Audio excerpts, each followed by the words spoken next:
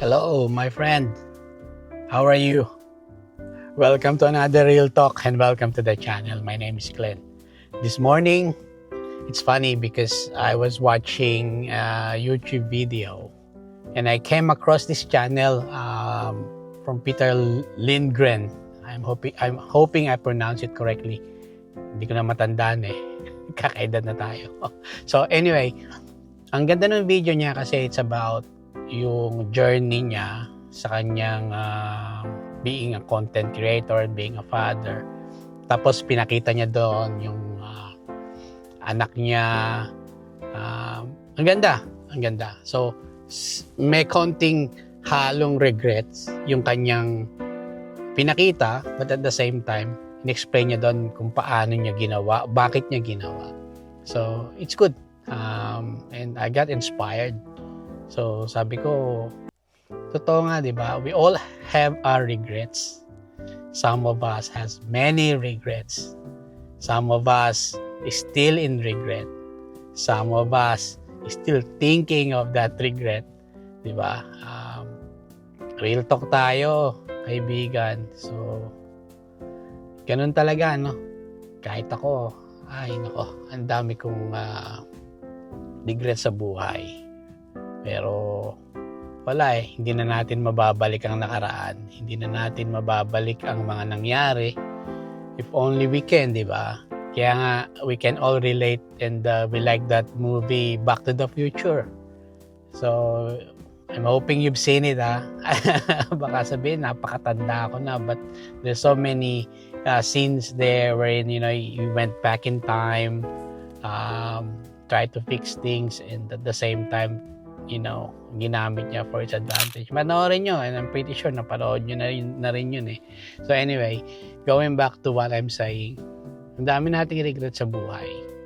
Pero ang sabi sa Bible hindi dapat tayo nagre-regret kasi everything happens for a reason. So lahat na nangyari yon, inalaw ng Panginoon. And sometimes it's hard to comprehend until now. There's so many things in my mind, so many questions, so many, yung mga disappointment, frustration, kumbaga.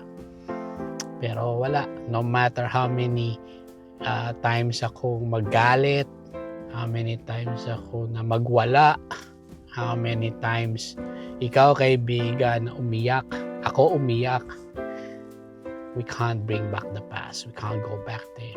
But what we have is the now. And this now will dictate our future, di ba?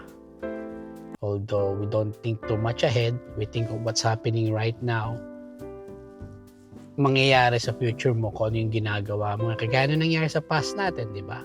Yung nangyari nung sa past, may mga consequences yun eh. And I'm pretty sure if we can only correct that, we will do it in an instant. But no, we can't. And what we can do is just give it to the Lord and ask Him for his help and ask Him na to be part of our life, di ba? Tanggapin natin siya as our personal Savior. And then the rest, we played by ear, we played by faith. Pero to be honest with you, kaibigan, ang hirap gawin, di ba? I'm sharing this from experience. This channel is all about, trying to help you guys na wag mag-fall dun sa trap, wag mag-fall dun sa kamalian na nagawa ko sa buhay. That's why I'm sharing my life, I'm sharing my experiences, and I hope and pray na mag-resonate sa inyo. But God is so good. Alam naman natin na ang Diyos hindi nagkakamali. So magtiwala tayo sa Kanya. So today, my friend, I challenge you. I challenge you that, focus on the now.